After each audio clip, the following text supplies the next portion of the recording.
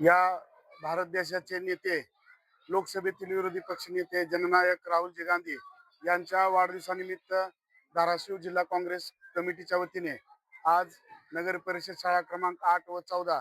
येथे विद्यार्थ्यांना शालेय साहित्याचं वाटप करून आम्ही आज राहुलजींना वाढदिवसाच्या शुभेच्छा दिलेल्या आहेत। या शहरामध्ये प्रतिवर्षी आम्ही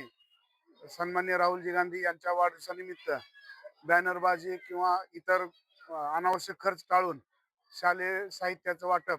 करण्याचा पायंडा गेली 3 वर्षापासून घातलेला आहे आणि त्याचाच भाग म्हणून आज 19 जून रोजी आम्ही या शहरामध्ये शालेय साहित्याचं वाटप करत आहोत आणि या देशाचे नेते राहुलजींना धाराशिव शहर काँग्रेस कमिटी व जिल्हा काँग्रेस कमिटीच्या वतीने हार्दिक शुभेच्छा दिल्या आहेत।